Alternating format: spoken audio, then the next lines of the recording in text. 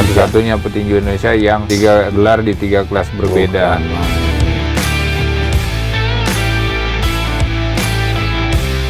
Besar sekali, Nuk. Betul.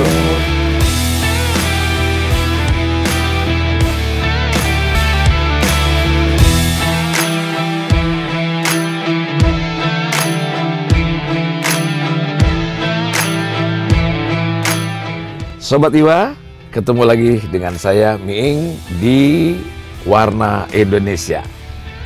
Kali ini saya tengah dalam perjalanan menjemput seseorang, anak muda yang gigih, yang pernah mengharumkan nama Indonesia di mata dunia dengan prestasinya. Dia asli Kalimantan, masih muda, dan dia pekerjaan kesehariannya dari latihan ke latihan untuk mencapai prestasi. Nah, kebetulan dia ada di Jakarta sekarang, tapi waktunya mepet sedikit. Untuk itu saya akan jemput untuk mengajak dia berkeliling kota Jakarta sampai dengan ke Taman Mini Indonesia Indah. Melihat rumah-rumah adat yang kebetulan rumah adat dari Kalimantan, di mana dia berasal. Siapa dia? Penasaran? Ikuti saya. Kita jemput dia. Top.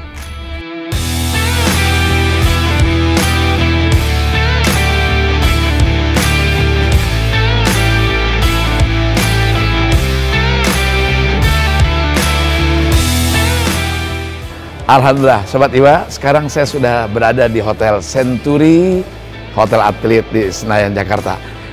Kita pernah punya Elias Pikal, kita pernah punya Chris John, dan sekarang yang saya mau jemput siapa? Dia adalah panggilannya Cino, anak muda Kalimantan.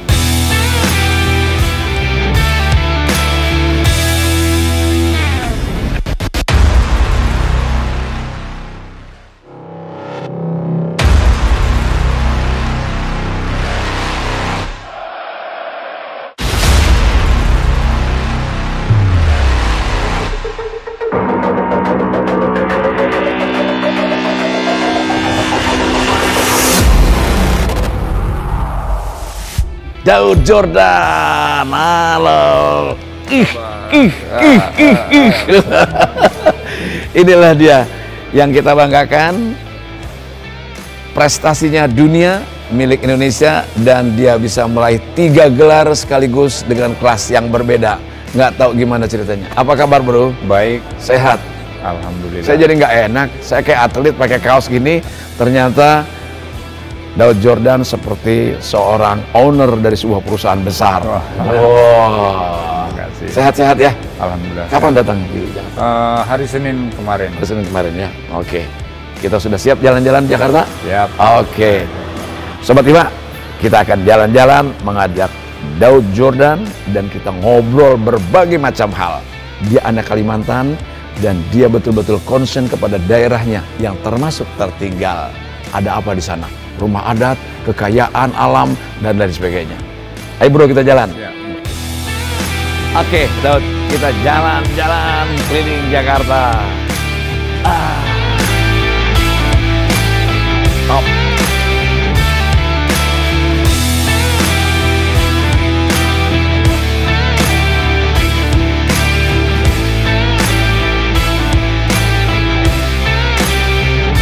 Sobat Iwa, seperti janji saya jujur aja. Walaupun saya tidak lagi muda, tapi begitu bangganya saya berdampingan dengan seorang petinju nasional yang pernah punya prestasi dunia, Daud Jordan.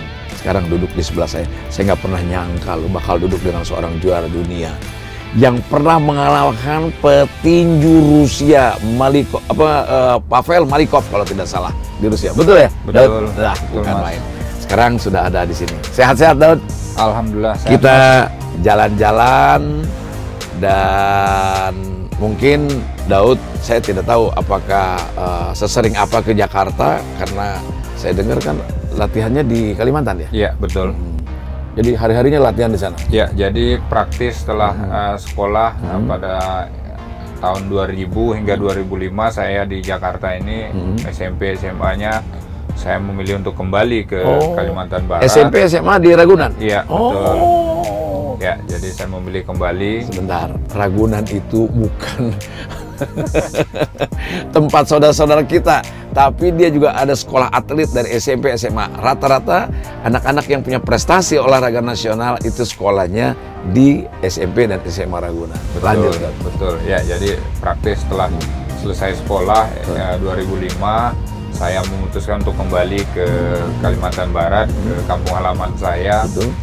Dan di sana saya beserta keluarga besar memang bersepakat untuk bagaimana melanjutkan karir olahraga tinju saya ke jenjang yang lebih tinggi. Itu tahun 2000 ke sana? Ya, 2005. 2005? Ya. Jadi berarti sudah hampir sekarang 16 tahun. 16 tahun. Ya, 16 bukan tahun meninggalkan, tapi bukan berarti tidak ke Jakarta kan, ya, pulang balik juga kan. Betul. Kan suasananya kita lihat gedung-gedung pencakar langitnya sudah mulai berbeda Luar biasa. dibanding tahun 2005 betul, kan. Betul. Serasa ya sekarang Jakarta lebih indah lah. Betul. Gitu. Nah, terus tahun 2005 ke sana dan itu berlatih di sana. Ya.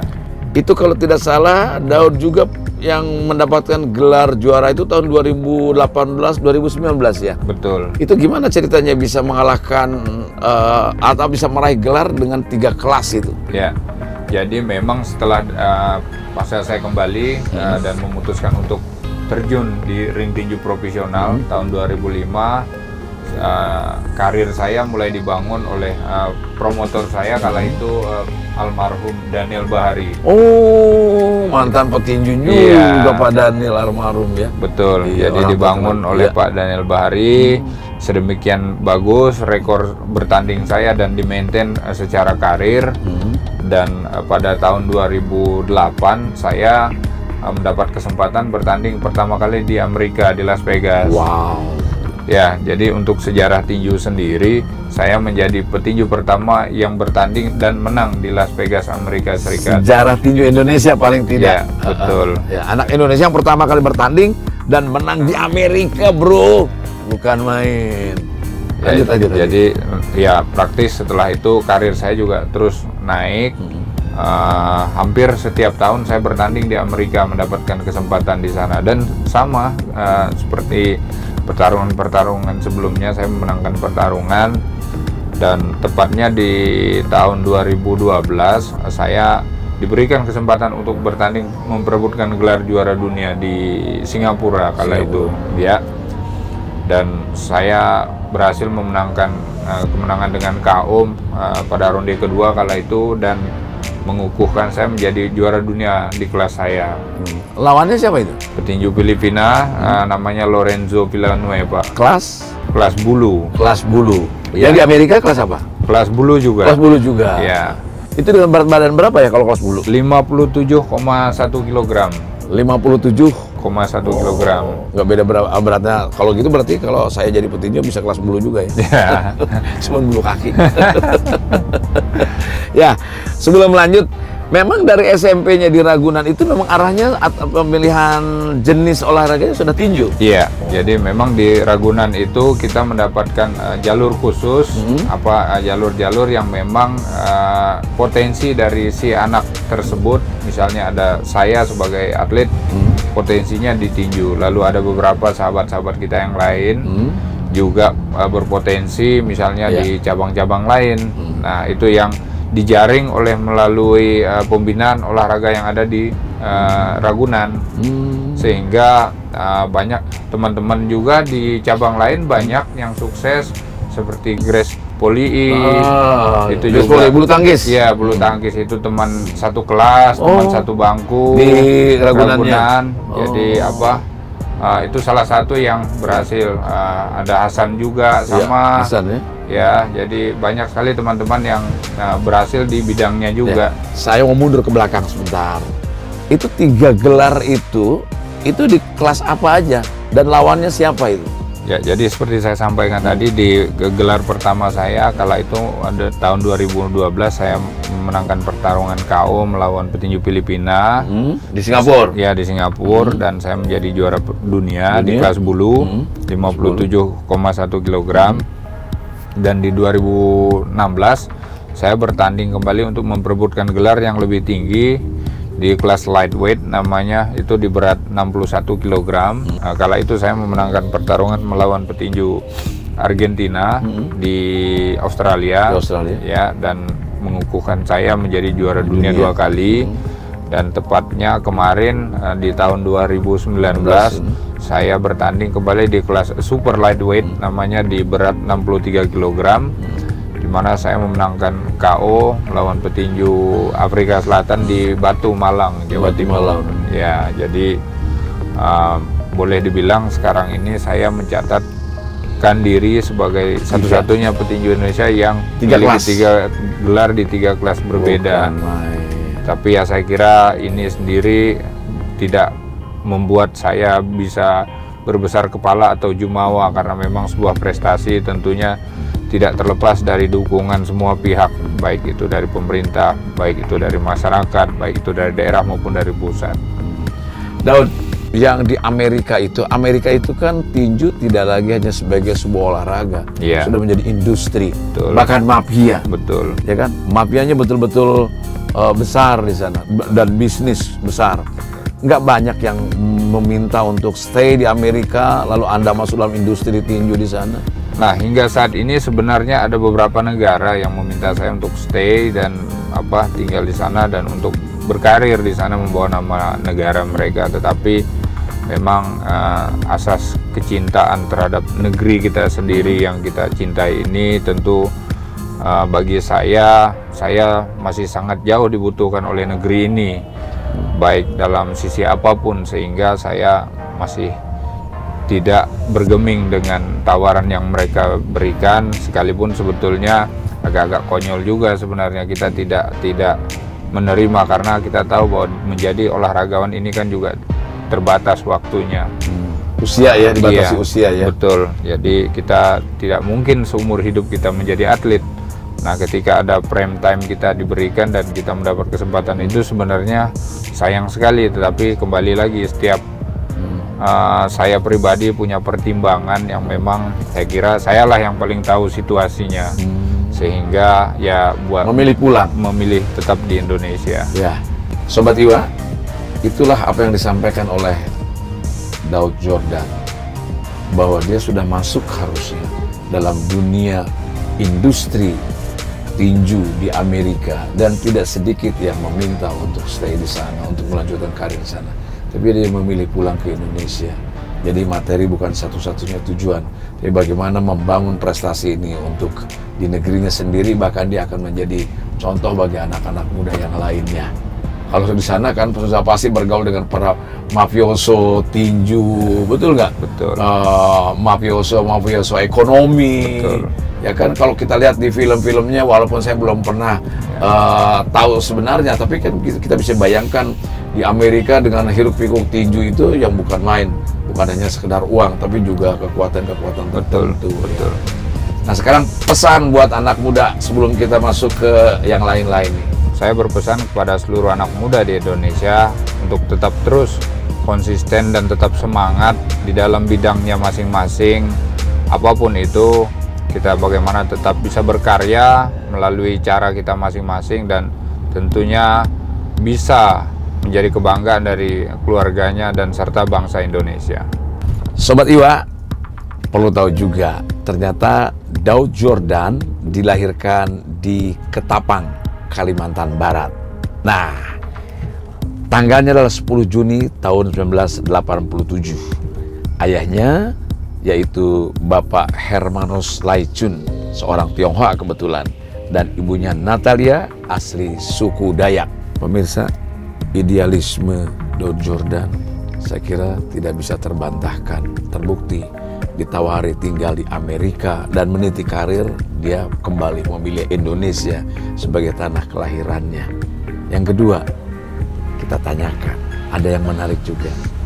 Pernah ditawari untuk menjadi warga negara Spanyol. Betul, Daud?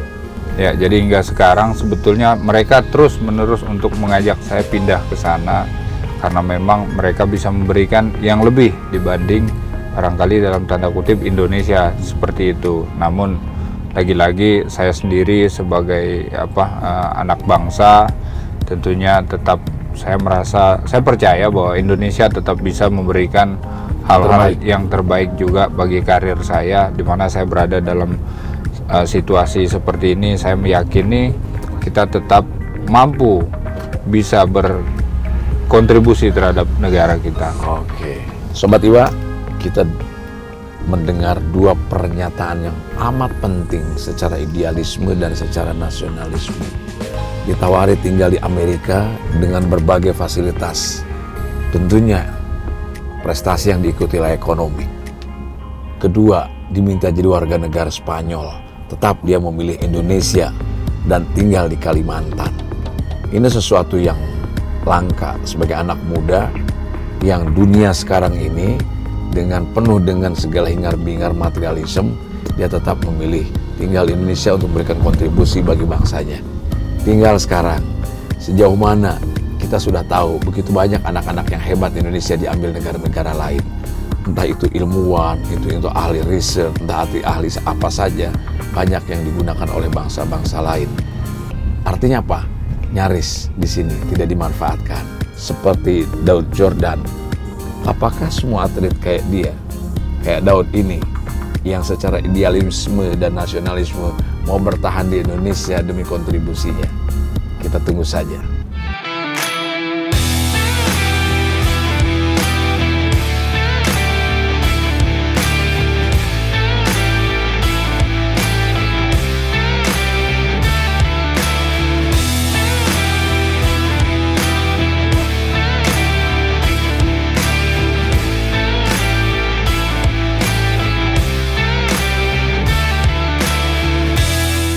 Ingin tahu tentang rumah betang di mana masa kecilnya Bung Daud Jordan itu ada di sekitar adat Dayak Kalimantan. Ini tiang murni ya, nggak ada sambungan ya. Betul. Ini besar sekali loh. Betul, murni. Namanya? Karengking Pare atau lumbung padi. Karengking Pare. Parenya kayak bahasa Sunda, kayak orang Banten.